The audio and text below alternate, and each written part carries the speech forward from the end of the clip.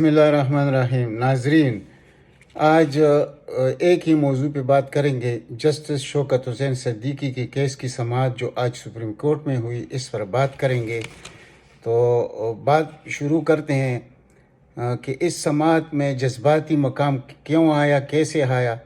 وکیل حامد خان نے بتایا کہ ISI کے خلاف جو بات شوکت حسین صدیقی نے کی تو اس کے ریفرنس بھی ختم ہو چکا ہے، اس لیے کہ گھر میں کیس ہے رینوویشن کا ریفرنس ہے، یعنی جس میں کہ 2 کروڑ روپے کا اندازہ لگایا گیا ہے کہ یہ اس میں کہا گیا ہے جو رینوویشن ہو رہی تھی اسلام آباد میں اس کے گھر کی. تو اصل مسئلہ تو وہ ہے، لیکن یہاں کچھ اور پیش کیا جا رہا ہے کہ فیض آباد میں جو دھرنا دیا گیا تھا وہ فوج اور ISI کے اشارے پر دیا گیا تھا. تو اس پر جو ریمارکس ہے وہ میں آپ کے سامنے رکھتا ہوں. اور یہ شروع اس دن سے ہوا کہ ایک ایڈوکیٹ ہے، خاتون کلثوم اس کا نام ہے. تو 2 ریفرنس آئے تھے، ایک جمشید دستی کی طرف سے آیا تھا اور ایک کلثوم ایڈوکیٹ کی طرف سے. تو اس میں جو الزام لگے تھے وہ اس طرح لگائے گئے تھے جسٹس صدیقی کی طرف سے کہ دھرنے کو ختم کرنے کے لیے جنرل باجوہ نے فیض حمید کو کہا، اس طرح دھرنا ختم ہوا. لیکن جسٹس شوکت حسین صدیقی بہت غلط ریمارکس نے دیے افواج پاکستان کے خلاف اس وقت. حامد خان کہتے ہیں کہ جب شوکت حسین صدیقی نے یہ کہا کہ فوج کا حلف سیاست دوری کا ہے تو پھر فوج نے یہ کردار کیوں ادا کیا؟ مندرجہ بالا وجوہات کی بنا پر شوکت حسین صدیقی کے خلاف کارروائی تیز ہوئی. ریمارکس جو دیے تو ریمارکس سب دیتے ہیں، اس کا مطلب یہ نہیں کہ اس پر کارروائی شروع ہو. یہ اس کے جو وکیل ہے حامد خان، یہ اس کی طرف سے بات ہو رہی ہے. اچھا، اور یہاں پر یہ بات بھی سامنے آتی ہے کہ ججز نے کہا کہ ان ریمارکس پر کارروائی بھی نہیں ہوئی، یعنی کہ جو ریمارکس دیے تھے. اور یہ شوکت حسین صدیقی یہ کہہ رہا ہے کہ یہ اس ریمارکس کی وجہ سے میرے خلاف یہ کارروائی شروع ہوئی. تو ججز جو سپریم کورٹ کا بینچ ہے انہوں نے کہا کہ اس پر تو کارروائی بھی ہوئی ہی نہیں ہے، صرف شوکاز نوٹس جاری ہوا ہے لیکن کارروائی تو نہیں ہوئی. اب اعجاز الحسن صاحب نے جو شوکت حسین صدیقی سے پوچھا تھا کہ آپ نے آرمی چیف اور DGI کو سنا تھا، ان سے پوچھا تھا یا ان کو طلب کیا تھا، یہ انفارمیشن آپ کے پاس کہاں سے آئی تھی؟ تو اس پر اعجاز الحسن صاحب نے پوچھا کہ آپ کے پاس 6 ریٹ پٹیشن آئی تھی، کیا کسی ریٹ پٹیشن میں فوج پر کوئی الزام تھا کہ فوج نے یہ سب کچھ کیا تھا، یعنی یہ دھرنا فوج نے دیا تھا؟ شوکت صدیقی صاحب نے کہا کہ کسی ریٹ پٹیشن میں فوج پر کوئی الزام نہیں تھا. تو یہاں پر جسٹس سردار مسعود صاحب نے شوکت حسین صدیقی سے پوچھا کہ جب فوج کے خلاف الزام نہیں تھا تو پھر آپ نے جو فوج کے خلاف لکھا اور مشہور کر دیا اور پروسیڈنگ کا آغاز کیا تو کیا آپ نے سو موٹو لیا تھا؟ اور اگر لیا تھا تو بھی ہائی کورٹ کے جج کو اختیار ہی نہیں ہے، تو پھر آپ نے فوج کے خلاف پروسیڈنگ کا آغاز کیسے کیا؟ وکیل حامد خان نے کہا کہ جب کوئی غیر قانونی چیز کسی جج کے پاس آتا ہے تو نوٹس تو لے سکتا ہے.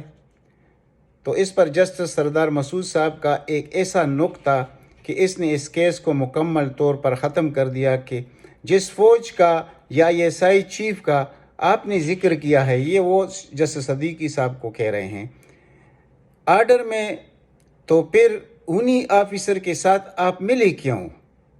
یعنی خاص کر DGI کے ساتھ بقول آپ کے کہ آپ کے اپنے گھر پر فیض حمید صاحب سے آپ خود ملے، آپ نے اپنے گھر پر ان کو انٹرٹین کیا، آپ نے گھر کیوں بلایا، گھر میں کیوں دوستوں کی طرح مہمان نوازی کی؟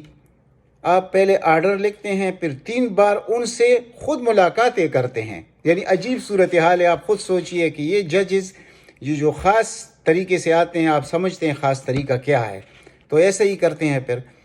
پھر جولائی میں آپ پھر ان سے ملاقاتیں کرتے ہیں. جب آپ ان کے خلاف تھے تو ان سے 3 بار ملاقاتیں کیوں کرتے رہے؟ عمر عطا بندیال صاحب نے کہا کہ آپ کے پاس کیس یہ تھا کہ پنڈی اسلام آباد کا روڈ 2 ہفتے سے بند ہے، اور جب 2 ہفتے سے بند ہے اور آپ کے پاس درخواست اس لیے آئی تھی کہ یہ روڈ کھلوایا جائے، آپ نے احکامات بھی یہ دیے تھے کہ روڈ کھلوایا جائے۔ جب روڈ کھل گیا تو جو درخواستیں آپ کے پاس آئی تھی تو پھر روڈ کھلنے سے معاملہ تو حل ہو گیا۔ اس کے باوجود آپ نے ریمارکس دیے، آرڈر لکھوایا، ان سے پوچھا بھی نہیں، تو اس کا مطلب ہے کہ آپ پہلے سے ذہن بنا کر بیٹھے تھے کہ میں یہ سب کچھ کروں گا۔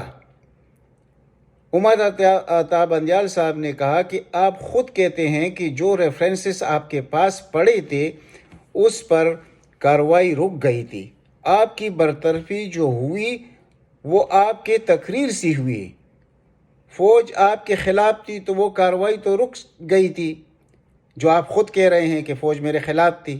آپ نے تقریر کر کے جواز فراہم کیا اور آپ کی برطرفی ہو گئی۔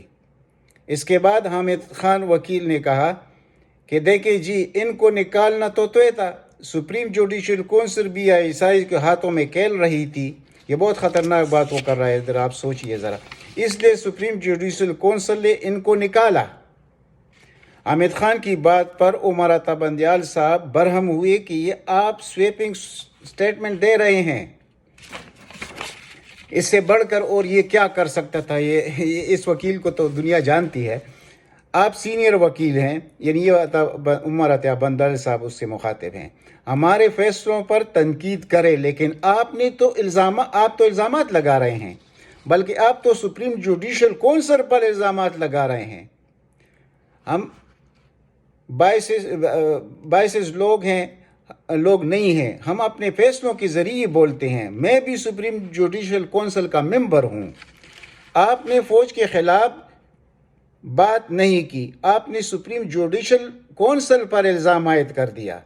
آپ فوج کے خلاف بات کرتے تو آپ کو معلوم ہو جاتا کہ ان میں کتنا زور ہے۔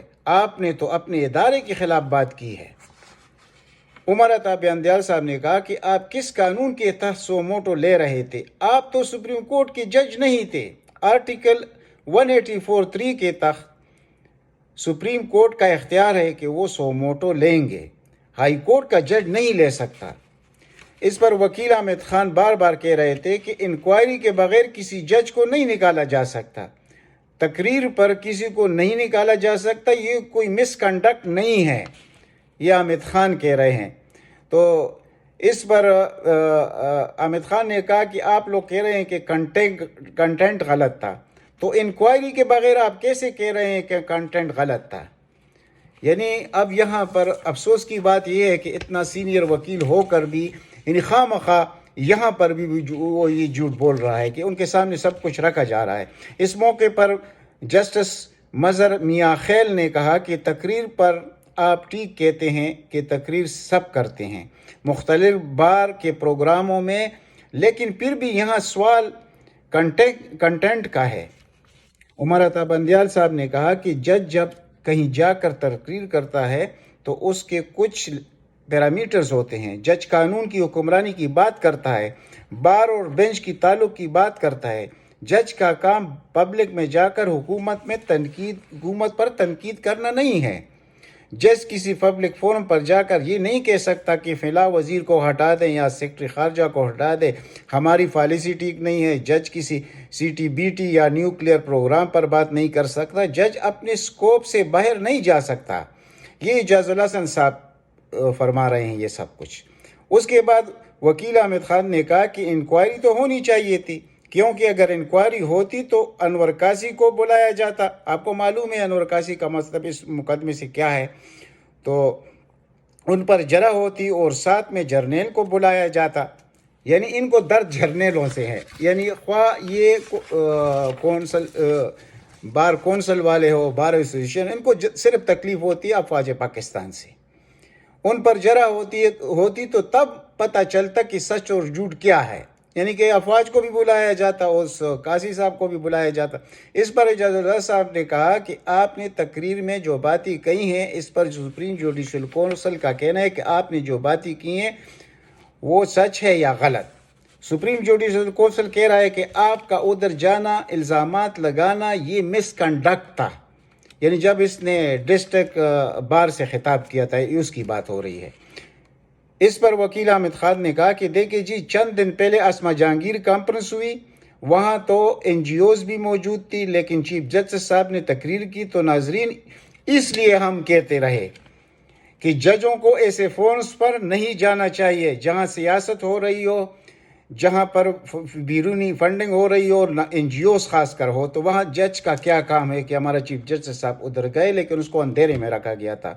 تو ناظرین، ججوں کو ایسے فورم پر تو جانا نہیں چاہیے، اس لیے خاص کر اس فورم پر نہیں جانا چاہیے جہاں پاکستان کے خلاف بات ہو رہی ہو، افواج پاکستان کے خلاف بات ہو رہی ہو، این جی اوز کی طرف سے فنڈنگ بھی ہو رہی ہو، جہاں صحافی جج پر الزامات لگائے، سپریم کورٹ پر الزامات لگائے، شیم شیم کے نعرے بھی لگائے۔ یہ سب کچھ ہوا تھا اسما جہانگیر کے کانفرنس میں، یہ سب کچھ ہوا ہے اور ہمارے chief justice of Pakistan Gulzar Ahmed صاحب کے سامنے ہوا ہے اور اس کی منہ پر ہوا ہے یہ سب کچھ۔ یہ بہت ہی افسوس کی بات ہے، یہ تاریخ میں یہ بات تو لکھی جائے گی، یہ کہیں جائے گی تو نہیں۔ جہاں قاضی فائز عیسیٰ، یعنی یہ وہ جگہ ہے جہاں قاضی فائز عیسیٰ صاحب بیٹھے ہوں، جس نے آگے جا کر پاکستان کا چیف جسٹس بھی بننا ہو، اور آپ کو معلوم ہے اس کا تعلق کن سے ہے، اور یہ جو مشکلات اس وقت سپریم کورٹ کے سامنے ہیں اور جو ڈیٹیل فیصلہ ابھی تک نہیں آیا، یہ اس طرف میں اشارہ کر رہا ہوں، آپ خود سمجھتے ہیں کہ اس سے میرا کیا مطلب ہے۔ اس پر ایم آر کیانی صاحب نے کہا کہ اس نے کسی اداروں کو قصوروار نہیں ٹھہرایا تھا۔ اب آپ یہ بات بھی دیکھیے ذرا، یہ بات جو اب میں سردار مسعود صاحب نے کہا کہ سپریم جوڈیشل کونسل لفظ میں کہا کہ ان کی ثوابدید ہے کہ سپریم جوڈیشل کونسل جو کہے اس پر عمل درآمد ہوگا۔ حامد خان نے کہا کہ کل کوئی ملٹری رجیم آئے گی تو وہ تو سب ججوں کو اٹھا کر باہر پھینک دے گی، تو اس لیے یہ کوئی صحیح فیصلہ نہیں ہوگا۔ آرٹیکل 209 ایسے فیصلوں کو سپورٹ کرتا ہے۔ اب یہاں پر جسٹس مظہر میاں خیل صاحب نے کہا کہ آپ بتائیں کہ جو فیصلہ سپریم جوڈیشل کونسل نے کرنا ہے تو آپ بتا سکتے ہیں کہ ہم اس کے اوپر فیصلہ دے سکتے ہیں؟ تو وکیل حامد خان نے کہا کہ ہاں، آپ فیصلہ دے سکتے ہیں کیونکہ سپریم کورٹ سب سے بالا ادارہ ہے۔ حالانکہ ایسے بالکل نہیں ہے، یہ بالکل غلط بیانی سے کام رہ رہا ہے۔ سب سے بالا ادارہ سپریم جوڈیشل کونسل ہے۔ یہاں یہ متضاد چیزوں کی طرف جا رہا ہے، صرف اپنے کلائنٹ کو خواہ کسی بھی طریقے سے بری کر رہا ہوں۔ اب عمر عطیہ بنجال صاحب نے کہا کہ یہ جو شل کا لفظ ہے، یہاں جب ایگزیکٹو کی بات ہوگی تو شل کا لفظ استعمال ہوگا، لیکن جب صدر ریفرنس بھیجتا ہے تو پھر سپریم جوڈیشل کونسل کو دیکھنا ہوگا۔ تو اور اگر کہیں اور سے شکایت آتی ہے تو سپریم کورٹ سو موٹو لے سکتی ہے، لیکن کہیں اور سے خبر آتی ہے، یعنی جہاں پر جسٹس سوکت صدیقی جو تقریر کی ہے نیکسٹ ویک تک کے لیے، یعنی وہ جائز نہیں تھا۔ اور جب جائز نہیں تھا تو ایسے شخص پر کہ اگر اس کا کنڈکٹ یہ ہے جو یہ کنٹینٹ کی بات کرتے ہیں، تو پھر کیا اس کو ہائی کورٹ کا جج ہونا چاہیے؟ تو اس سے تو صاف ظاہر ہو رہا ہے کہ اس نے خود تسلیم کر لیا کہ ہاں، میں ان آفیسر سے، D G I S I سے اور افواج پاکستان کے آفیسر سے ملا ہوں اپنے گھر پر۔ تو جب آپ گھر پر ملے بھی ہیں تو پھر اس کے بعد اور اس سے پہلے آپ نے فیصلہ دیا ان کے خلاف، آپ نے لکھا ہے سب کچھ اپنے فیصلے میں، تو آپ ان سے مل کیسے رہے ہیں؟ یعنی یہ کس قسم کا تضاد ہے اس شخص میں؟ اور اس شخص کا یہی تو ہم کہتے ہیں کہ جج کو اپنے لمیٹیشن کراس نہیں کرنی چاہیے، کہ اس نے اپنی لمیٹیشن کراس کی ہے، اور آئندہ کے لیے لمیٹیشن کا تعین ہونا چاہیے کہ عدلیہ کے جج پر کیا لازم ہے اور کیا لازم نہیں ہے۔ پوری عدلیہ سے اب مسئلہ کیا ہے؟ اب مسئلہ تو یہ ہے کہ آپ کو معلوم ہے کہ شریف خاندان کا اکثریت کے ججوں سے کیا تعلق رہا ہے۔ یہ بالکل میں حقیقت بات کر رہا ہوں، یعنی اس پر کوئی برا مانے اچھا مانے، یہ ان کی اپنی ثوابدید ہے، لیکن یہ حقائق ہے جو آپ کے سامنے میں رکھ رہا ہوں۔ اور اس کے بعد جو چودھری افتخار کا عدلیہ بحال ہوا تھا، اور اس عدلیہ میں جس قسم کی ججز آئے تھے اور آج بھی ہمارے ہائی کورٹس میں، سپریم کورٹ میں بیٹھے ہیں، تو ان کا ٹلٹ کس طرف ہوگا، یہ بہت ضروری بات ہے یہاں پر۔ اور پھر اگر خاص طور پر ایکسکیوز می ہم بات کرتے ہیں شوکت حسین صدیقی کی، تو اس کا تعلق کس سے ہے؟ یہ جو خاص آدمی ہے نواز شریف کا، عرفان صدیقی، اس کا بھتیجا ہے۔ اب آپ خود سوچئے کہ یہ افواج پاکستان پہ اس نے اٹیک کیوں کیا؟ جو روش ہے شریف خاندان کا، وہی اس شخص نے اختیار کیا۔ تو اب اگر شخص ایک جج اتنا متنازع ہو جائے کہ اپنے آئینی اداروں پر حملہ آور ہو، تو کیا وہ جج رہ سکتا ہے؟ اگر کوئی کیس ہو، کسی نے کوئی جرم کیا ہو، تو وہ تو اور بات ہے، لیکن اس طرح عدالت میں بیٹھ کر ایسے ریمارکس پاس کرنا اور فیصلے میں لکھنا، یہ کبھی کسی ملک میں نہیں ہوا، اور خاص کر اپنی دفاعی اداروں کے خلاف تو کبھی یہ بات ہو ہی نہیں سکتی۔ لیکن افسوس یہ ہے کہ یہاں سب کچھ ہوتا ہے، دروازے بھی کھولے جاتے ہیں، پھر ان سے بات چیت بھی ہوتی ہے دروازوں کے پیچھے، اور حکومت کے خلاف تانے بھی بنے جاتے ہیں، اور آن گوئنگ جو پروجیکٹ ہوتے ہیں حکومت کے، جیسے موجودہ حکومت عمران خان کی لے لے، تو عدلیہ کی اکثریت ججز جو ہے وہ عمران خان کے خلاف ہے، میں صاف بات کرتا ہوں۔ تو اب اس کا کتنا بڑا اثر پڑتا ہے عوام پر، ملک پر اور حکومت پر، یہ آپ خود سوچئے۔ یہ اعترافی بیانات موجود ہے، ایسے لوگ میں آپ کے سامنے رکھتا ہوں کہ اس کے اعترافی بیانات بھی موجود ہے۔ اب مسئلہ یہ ہے کہ آپ ذرا سوچئے کہ آج یہ کیسا اتفاق ہو سکتا ہے کہ آج اسلام آباد ہائی کورٹ کی چیف جسٹس عطر من اللہ صاحب نے اپنے ریمارکس میں کیا کہا کہ میں چیلنج کرتا ہوں کہ میرا کوئی جج کسی سے ملتا ہو تو ہمارے ہائی کورٹ میں کوئی ایسا جج نہیں۔ اب اس دن اس کو یہ کیوں کہنا پڑا، یہ بڑا سوالیہ نشان ہے کہ وہاں سپریم کورٹ میں بحث ہو رہی ہے جسٹس شوکت حسین صدیقی، اور اس میں یہ ریمارکس پاس کیے جاتے ہیں کہ دروازے آپ کھولتے ہیں، تو یہاں پر چیف جسٹس اسلام آباد ہائی کورٹ عطر من اللہ صاحب کہتے ہیں کہ کوئی ثابت تو کرے۔ تو یہ تو ڈائریکٹ اٹیک ہے سپریم کورٹ پر، کہ سپریم کورٹ کے ججوں نے کل کے دن ہی، یہ کل کا واقعہ ہے یہ سارا، یہ پروسیڈنگ کا بھی، ریفرنس کا بھی، اور یہ اسلام آباد ہائی کورٹ کا، اور اسی دن چیف جسٹس اسلام آباد ہائی کورٹ یہ بیان دے رہا ہے۔ تو اب عوام بہت کچھ سوچنے پر مجبور ہو جاتے ہیں کہ اس ہائی کورٹ میں تو مریم نواز کا کیس بھی چل رہا ہے، پھر اس کا کیا بنے گا؟ یہی وہ چیزیں ہیں جو ہم لوگوں کے سامنے ہر وقت لانے کی کوشش کرتے ہیں، اور اس کا مطلب یہ بالکل نہیں ہے کہ عدلیہ کے ساتھ کسی کا اختلاف ہے، لیکن عدلیہ میں اگر بیٹے ججز کسی کے پے رول پر ہو تو پھر وہاں آپ چپ رہیں گے تو یہ تو بہت ناجائز بات ہوگی۔ جو حق اور سچ کی بات ہے وہ تو عوام کے سامنے رکھنی ہوتی ہے۔ تو اسی لیے یہ جو انتہائی غلط تاثر قائم ہے ہمارے عدلیہ پر، اس کو دور کرنے کے لیے بہت کچھ کرنا پڑے گا، اور خاص کر سپریم کورٹ کو کرنا پڑے گا، اور سپریم جوڈیشل کونسل کو کرنا پڑے گا۔ اس سے بڑے بڑے واقعات موجود ہیں جو اس ملک کے لیے انتہائی خطرناک ہے، جیسے کہ چیف الیکشن کمشنر ہے ہمارا اس وقت، وہ ہر جج کو، ہر انسان کو پتہ ہے کہ یہ موجودہ حکومت کا، خاص کر موجودہ وزیر اعظم کا، انتہائی دشمن آپ کہہ سکتے ہیں، میں دشمن کا لفظ یہاں استعمال کروں گا۔ اور وہ کس طرح وہ صحیح الیکشن کرائے گا، وہ کس طرح حکومت نے جو قانون سازی ایوان میں کی ہے، مشترکہ ایوان میں سینٹ اور قومی اسمبلی سے، اس پر بھی وہ عمل نہیں کر رہا، اور ہیلی بانے تراش رہا ہے، اور اس حد تک مسئلے کو لے کے جانا چاہتا ہے کہ اس ملک میں اس وجہ سے خون ریزی بھی ہو سکتی ہے کہ ایک طرف الیکٹرانک ووٹ کے لیے قانون سازی ہوئی ہے، اوورسیز پاکستانیوں کو ووٹ کا حق دینے کے لیے قانون سازی ہوئی ہے، اور جوائنٹ سیشن سے پاس ہوا ہے، لیکن یہ جو خود کو آئینی سربراہ کہتا ہے الیکشن کمیشن کا، وہ کہتا ہے میں کسی کی پرواہ ہی نہیں کرتا، میں نہیں کروں گا، اور ہمارا عدلیہ سب کچھ دیکھ رہا ہے۔